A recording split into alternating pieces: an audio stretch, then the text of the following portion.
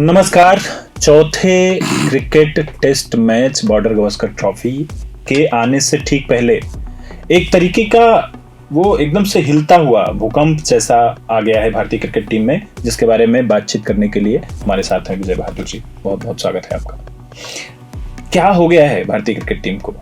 मतलब नए नए स्पिनर्स लाने पड़ रहे हैं। आपने 16-17 लोगों की टीम चयन की थी, उसके ऊपर से ऑल ऑफ सडन फ्लाइट से किसी को नया बॉलर आपको बुलाना पड़ रहा है। क्या हो गया है कि एकदम से अलग थलग दिखाई दे रहे हैं जसप्रीत बुमराह? मतलब कोई है ही नहीं जो सामने से सपोर्ट कर सके। और कोचिंग को क्या हो गया है कि जब स्पिनिंग ट्रैक आने वाला था ऐसे समय में जो आपका लीड स्पिनर था वो अब आपके साथ नहीं है, उसने संन्यास ले लिया। इन विषयों पर बात करेंगे। सबसे पहले जसप्रीत बुमराह को न मिलने वाले सपोर्ट पे चलते हैं। विजय सर, आपको दिख रहा है कि जसप्रीत के अलावा भी कोई इंडियन क्रिकेट टीम में बॉलर है? देखिए, जसप्रीत बुमराह तो लंबे समय से भारतीय टीम के अटैक संभाले हुए हैं बहुत बेहतरीन तरीके से और वर्ल्ड नंबर 1 है जी। लेकिन मुझे लगता है कि इस पूरे सीरीज में मोहम्मद शमी की कमी बहुत खल रही है। सिराज से जो हम लोगों को उम्मीद लगती थी या है, मुझे लगता है उस पर वो खरे नहीं उतर पा रहे हैं। 3 टेस्ट हो गया जी। मुझे लगता है 8 विकेट उन्होंने लिया है, और लेकिन जो एवरेज भी जो है वो एकदम अप टू द मार्क नहीं है कि जो आप विनिंग जो टीम होती है तो कहीं ना कहीं बुमराह के बाद जो सेकंड जो आपके मेन बॉलर हैं मोहम्मद सिराज जी, उनका परफॉर्मेंस एक विनर की तरह नहीं है या अप टू द मार्क नहीं है। और उसके बाद आप आकाशदीप हैं और चौथे आपको हर्षित राणा है। आप देखिए कि लग रहा है कि जैसे एक बुमराह बॉलिंग करेंगे, थोड़ी बॉलिंग मोहम्मद सिराज करेंगे और उसके बाद एक रेगुलराइजेशन में बॉलिंग आकाशदीप और हर्षित राणा करेंगे। तो किसी भी, देखिए कहा जाता है कि जो मैच होता है ना वो गेंदबाज आपको जिताते हैं, और खासकर टेस्ट में जब आपके पास कम से कम 4 बॉलर जो विनिंग नहीं हो, उस लेवल के नहीं हो, 19-20 हो सकता है आपके लिए टेस्ट नॉर्मल कोर्स में, वो भी ऑस्ट्रेलिया में जाके ऑस्ट्रेलिया में हराना इतना आसान है, बहुत ही डिफिकल्ट होगा मेरे हिसाब से, जहां पे ट्रैक भी उतनी स्पिनिंग नहीं है अभी तक जो मिली है। एकदम सही बात है। एक तरफ से लग रहा है कि जसप्रीत बुमराह आए और बॉलिंग करके गए। अब चूंकि जसप्रीत बुमराह दूसरा ओवर तुरंत नहीं फेंक सकते हैं तो 6 गेंद किसी से भी फेंकवाना है, इस तरह की बॉलिंग का अटैक नजर आता है कि ठीक है, जो वैक्यूम है 6 गेंदों का उसको लाओ, किसी से भरवा दो। वो चाहे सिराज फेंक रहे हैं, चाहे आकाशदीप फेंक रहे हैं, चाहे हर्षित फेंक रहे हैं, कमो बेश वही अंदाज। देखिए, जो पूरी दुनिया में आज तक का जो ट्रैक रिकॉर्ड रहा है गेंदबाजी का, वो स्पिन हो या फास्ट बॉलर हो, जब गेंदबाज ड्यू में बॉलिंग करते हैं, मतलब कॉम्बिनेशन में बॉलिंग करते हैं, वो ज्यादा इफेक्टिव होते हैं। आप देख लीजिए, हम लोग डेनिस लिली और जॉब थॉमसन की बात करते थे। वेस्ट इंडीज में तो 4 बॉलर थे, होल्डिंग, रॉबर्ट्स, गार्नर, मार्शल। उसके बाद पाकिस्तान में वकार यूनुस, वसीम अकरम, फिर शोएब अख्तर आ गए, McGrath, Brett Lee, Gillespie, Chaminda Vaas, Muttiah Muralitharan. तो कहीं ना कहीं, और इंडिया में भी आप देखिए बुमराह और शमी की का जो कॉम्बिनेशन था, इससे पहले जब ये आपको जोहागल सिकरात और आशीष नेहरा की जो जोड़ी थी, इसके बाद आप देखिए जहीर खान की जो आशीष नेहरा और जहीर खान की जोड़ी थी। तो ड्यू में बॉलिंग जब होता है तो जब बैट्समैन क्या होता है, दूसरे छोर पर इज आउट नहीं हो पाता है। एक तरफ मान लीजिए वो प्रेशर, उसको पता हो गया कि बुमराह की गेंदबाजी को मुझे थाम कर खेलना है और उसके बाद दूसरे तरफ से मैं स्कोर करूंगा, तो उसके लिए मेंटली कहीं ना कहीं एक रिलीफ है। लेकिन अगर उसको ये पता होगा कि बुमराह को अगर मैं सिर्फ क्रॉस करूंगा, पार करता हूं, आने वाला गेंदबाज उसी स्तर का है, तो उसके लिए बहुत वापस स्थिति हो गया। उस स्थिति में वो जो बल्लेबाज होता है बहुत एक ट्रॉमा में होता है, उसका परफॉर्मेंस खराब हो जाता है। तो मुझे लगता है कि बुमराह का उतना ही इफेक्टिव जोरदार इंडियन टीम को खोजना पड़ेगा। एक कदम आगे चलते हैं। स्पिनिंग ट्रैक की गुंजाइश है आगे, और हमारे पास स्पिनर नहीं है। अगर एक लाइन में कहें तो स्पिनर है ही नहीं, तो चलो स्पिनर ढूंढते हैं। तो ढूंढ करके लाए तनुष कोटियान को। सही से कहें तो थोड़ी बहुत चर्चा शायद कुछ जो बहुत क्रिकेट के प्रेमी होंगे उन्होंने सुनी होगी, नहीं तो लोग अभी ये ढूंढ रहे होंगे कि ये दाहिने हाथ से बॉलिंग करते हैं कि बाएं हाथ से। ऐसा क्या अकाल पड़ गया सर भारतीय क्रिकेट टीम में बॉलर्स? मुझे ऐसा लग रहा है कि अचानक से इंडियन क्रिकेट में स्पिन में हम लोग जो स्पिन के महारथी कहे जाते थे, मुझे लगता है बहुत बड़ा वैक्यूम नजर आ रहा है। अगर तनुष कोटियान को हम लोगों ने शामिल किया, देखिए तनुष कोटियान अच्छे खिलाड़ी होंगे तभी उनको शामिल किया गया है, लेकिन एक ऐसा प्लेयर जिसके बारे में अभी तक लोगों को पूरी जानकारी भी नहीं है। इतनी जानकारी है कि आप सर्च करेंगे कि ये मुंबई की टीम में खेलते हैं, बैटिंग और बॉलिंग ऑलराउंडर हैं। तो आप उनको किसके बदले ले जा रहे हैं? आप उनको लेके जा रहे हैं अश्विन के अश्विन के रिप्लेसमेंट के रूप में आप लेकर जा रहे हैं तनुष कोटियान। तो आपको लगता है जो आदमी 15-20 साल खेला, जिसका एक परफॉर्मेंस ट्रैक है, देखिए तनुष कोटियान एक सरप्राइज पैकेज भी हो सकते हैं, या ये भी एक मंशा होगी कि 2 स्पिन खिलाएंगे, मान लीजिए रविंद्र जडेजा है, वाशिंगटन सुंदर, तीसरा एक बेंच में हमारा खिलाड़ी रहेगा, उस हिसाब से ये स्ट्रेटजी हो सकती है। लेकिन कहीं ना कहीं टीम इंडिया में अश्विन दाहिने हाथ से खेलते थे, ये भी दाहिने हाथ से स्पिन बॉलिंग ऑफ स्पिन करते हैं। तो आपके पास वाशिंगटन सुंदर ऑलरेडी है। आप देखिए, मेरा जो मानना है कि जो एक स्पिनिंग जो कॉम्बिनेशन होता है, आपके पास ऑफ स्पिन में मान लीजिए वाशिंगटन सुंदर हैं, लेफ्ट आर्म जो आपके लेग हैं रविंद्र जडेजा हैं, आइडियली आपके पास एक चाइना मैन या राइट आर्म लेग स्पिन होना चाहिए। राइट। तो कुलदीप के बारे में जो अपडेट है कि वो सर्जरी से गुजर रहे हैं। अक्षर पटेल तो कमोबेश रविंद्र जडेजा के रिप्लेसमेंट या उनसे बाकी बेहतर कर रहे हैं। तो आपके पास कोई प्रॉपर लेग स्पिन बॉलर या चाइना मैन नहीं है। T20 में आप देखिए, आप जैसे रवि बिश्नोई को खिला ले रहे हैं, उसके बाद वरुण चक्रवर्ती को मान लीजिए खिलाते हैं कि भाई वो सरप्राइज पैकेज की तरह। लेकिन मुझे लगता है कहीं ना कहीं स्पिन में एक मुझे ड्रॉट नजर आता है। युवी चहल को हम लोग कंसीडर ही नहीं कर रहे हैं। तो मुझे लगता है कहीं ना कहीं स्पिन की जो हमारी जो बॉलिंग अटैक है उसको तो विश्वास नहीं है, जो अभी मैनेजमेंट है उसको, हाँ मतलब नॉन खिलाड़ी हैं उनके ऊपर निश्चित तौर पर कि आपको युवी चहल पर विश्वास नहीं है, रवि बिश्नोई पे विश्वास नहीं है, वरुण चक्रवर्ती पर विश्वास नहीं है, और बाकी जो भी प्लेयर लगातार सर्किट में खेल रहे हैं उन पर विश्वास नहीं। और आप ऐसे सरप्राइज पैकेज को ले जा रहे हैं जिसके बारे में पूरा हिंदुस्तान में 95% या 99% लोग नहीं जानते हैं। तो इसका मतलब है कहीं ना तो IPL जैसी सीरीज है, सभी नए खिलाड़ी उसमें खेलने नजर आते हैं। ठीक है, ये बात समझ में आती है। अब इसको आगे लेकर के चलते हैं। एक बार भारतीय स्पिन पर एक और कमेंट आपसे लेंगे। बड़ी मजबूत स्थिति रही है क्योंकि भारत है ही स्पिनर्स का देश। हमारे यहाँ तो अनिल कुंबले जैसे लोगों का हमारा रहा ही है। पहले बॉलिंग में भी हम लोग फास्ट बॉलर कहाँ थे अपने पास, मीडियम पेस के बाद स्पिन से ही हम काम चलाते थे। ऐसे समय में ये अचानक से एकदम से दुविधा वाली स्थिति कहाँ, मतलब ये जो सेलेक्ट कमेटियां हैं इनमें कोई चुनौती आ रही है, कहाँ दिक्कत है? देखिए, पहले का जो वक्त था, मुझे लगता है कि 2000 से पहले हम ये मान के चलते थे कि हमारा जो पेस अटैक है उससे हम मैच नहीं जीत सकते हैं।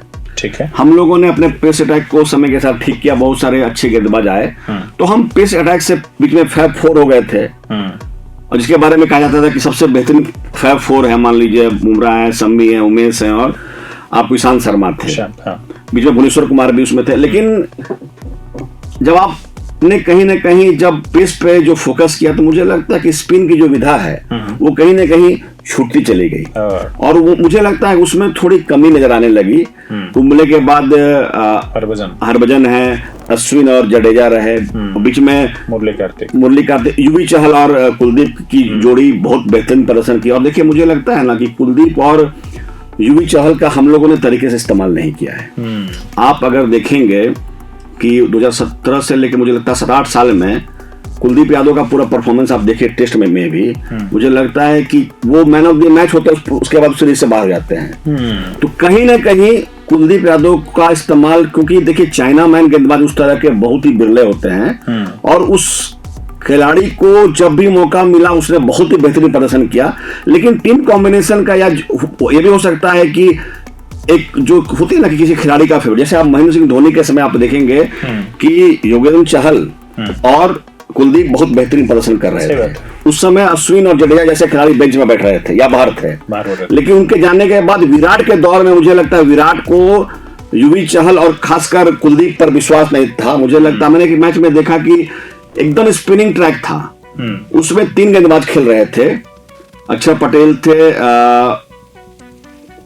मुझे लगता है अश्विन थे और कुलदीप थे। मैंने देखा कि उस मैच में जहां पे पूरी तरह से गेंद स्पिन कर रही है, उस गेंदबाज को 40वें ओवर में गेंदबाजी दी गई। तो कहीं ना कहीं जब आपका लीडर आप पे विश्वास नहीं करता तो खिलाड़ी का स्किल जो भी हो उसका कॉन्फिडेंस टूटता है और उससे धीरे धीरे नुकसान होता है। आज अब देखिए, इसलिए ये जो वैक्यूम नजर आ रहा है, ये एक वैक्यूम क्लियर हो रहा है, एक वैक्यूम बन रहा है, क्लियर नहीं हो रहा है। आगे बढ़ते हैं। एक बड़ा मतलब जो टीम सिलेक्शन के साथ साथ ऑर्डर कि कौन किस ऑर्डर पर खेलेगा, उसमें बड़े आक्रामक टाइप के कोच दिखाई देते हैं। जब वो आईपीएल खेलते हैं तो वो काफी कुछ सेट करते होते नजर आते हैं, गौतम गंभीर, और जहां से उन्होंने कोचिंग में अपना लोहा मनवाया। 2 आईपीएल उन्होंने जितवाए भी, आई थिंक 2 या 3, और उसके बाद वो भारतीय क्रिकेट टीम के अब कोच हैं। और जब से उन्होंने एंट्री ली है तब से लग रहा है कि जैसे एक तो आसान सी लाइन है कि सब कुछ ठीक नहीं है, एक वो लाइन होती है। गहराई में उतर करके देखेंगे तो बहुत सारे जो मौजूदा क्रिकेटर हैं उनके समकालीन क्रिकेटर हैं। तो ये ना, जो जिस आदमी के साथ अभी वो खेल रहे थे वो उनको कोचिंग दे रहा है, तो क्या वो बात नहीं एक्सेप्ट कर पा रहा? देखिए, एक तो देखिए होता ही है कि मान लीजिए जैसे बीच के समय में एक पर्सनालिटी क्लास होता है कि मान लीजिए खासकर जैसे विराट और रोहित जैसे बड़े खिलाड़ी हैं जी, उनके कंटेम्पररी गौतम गंभीर खेल रहे थे। तो एक पर्सनालिटी तो है, लेकिन देखिए कोच का एक बहुत बड़ा रोल है कि आपको अपने को सामने रखना और नहीं भी रखना है, क्योंकि खेलना अल्टीमेटली खिलाड़ी को अंदर है। तो उसकी मुझे लगता है कि आज के समय में जैसे जो कोचेज हैं, अब विराट कोहली जो जिसका 15-16 साल का क्रिकेटिंग हिस्ट्री है, विराट, उसके बाद रोहित शर्मा, और या इस तरह के जो भी खिलाड़ी, आपको लगता है कि आप उनको कुछ सिखा सकते हैं, आप उनको उनके साथ डिस्कस करके जो चीजें कुछ ट्रैक से पीछे हैं, आप जो ऑब्जर्व कर रहे हैं, आप उनके साथ डिस्कस कर सकते हैं। लेकिन जब आप हावी होने की कोशिश करेंगे तो मुझे लगता है कि दिक्कत है। गौतम गंभीर का जो मुझे मसला नजर आता है, जैसे मैं 2 इंसिडेंट्स देखिए, एक तो पहला है कि जब आप जीतते हैं ना तो आपकी सभी कमियां माफ है लेकिन जब आप हारने लगते हैं या आप फंबल करते हैं तो उसके बाद स्कैनिंग भी होगा, एनालिसिस भी होगा। तो उसी के मान के चलिए हम भी वो एनालिसिस कर रहे हैं। ठीक है, यही गौतम गंभीर के बारे में बड़ी चर्चा थी कि केकेआर को इस खिलाड़ी ने चैंपियन बना दिया। बहुत ही एग्रेसिव कोच हैं, एकदम फ्रंट फुट पर लड़कर खेलना जितना जानते हैं। अब उन्हीं के बारे में डिस्कस, श्रीलंका में से मैच हार गए हम लोग, अभी सीरीज में भी फंबल कर रहा, सिर्फ फंबल नहीं कर रहे। अभी देखिए एक इंसिडेंस हुआ, जैसे मान के चलिए कि आर अश्विन के बारे में जी। अब आर अश्विन जैसा खिलाड़ी जिसके टेस्ट में 500 से ज्यादा विकेट हैं, 700 से ज्यादा विकेट इस खिलाड़ी ने लिया, जिसके बारे में पूरा दुनिया जिसकी हुनर का सानी मानता है, उसका अचानक से टेस्ट क्रिकेट छोड़ देना, वो भी एक सीरीज के बीच में। और उस समय जब 3 मैच जो फास्ट ट्रैक में हो रहे थे, मेलबर्न और सिडनी के बारे में कहा जाता है बॉक्सिंग का कि ये जो है थोड़ी स्पिनिंग ट्रैक है, इंडियन सब कॉन्टिनेंट के खिलाड़ियों को सूट करता है, उसके बीच में कोई व्यक्ति क्रिकेट छोड़ दे रहा है। और देखिए उनका जो प्रेस कॉन्फ्रेंस भी था वो बहुत अनयूजुअल था। उस प्रेस कॉन्फ्रेंस में उन्होंने कहा कि मैं अभी भी क्रिकेट बाकी है।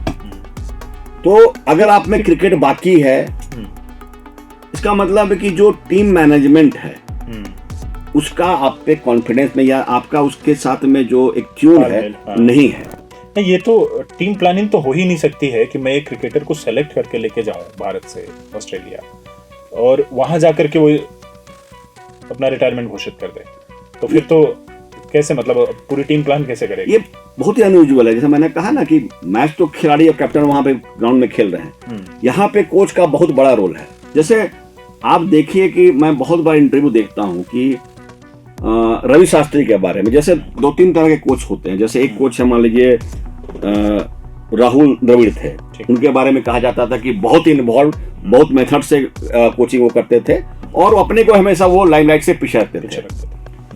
तो एक तरीका है, उसमें भी टीम इंडिया सक्सेसफुल रही जी। दूसरा रवि शास्त्री की कोचिंग थी, जिसके बारे में था कि तुम लोग अपने हिसाब से देख लो। मैं मुझे लगता है कि उनका बहुत बड़ा रोल एक मोटिवेटर के रूप में ज्यादा था। तो उस तरह की, और वो बहुत सक्सेसफुल, आप देखिए कि उनका पूरा एरा जो रहा कोचिंग का, 2 बार वो रहे, मुझे लगता है पूरा एरा जो है बहुत ही सक्सेसफुल रहा है। तो अब गौतम गंभीर किस सांचे में, मुझे लगता है कहीं ऐसा ना हो कि गौतम गंभीर टीम इंडिया के ग्रेग चैपल बन जाए, क्योंकि एक बनी बनाई टीम, टैलेंटेड टीम का एक जो पूल है, मुझे लगता है कि कोई भी खिलाड़ी सेटल नहीं हो पा रहा है। जैसे मैं टीम सिलेक्शन भी देख रहा हूँ, T20 की अलग टीम है, वनडे की अलग टीम है, टेस्ट की अलग टीम है, पता ही नहीं चलता है कि कोई खिलाड़ी 2-3 नाम को छोड़ के कोई सेटल टीम है।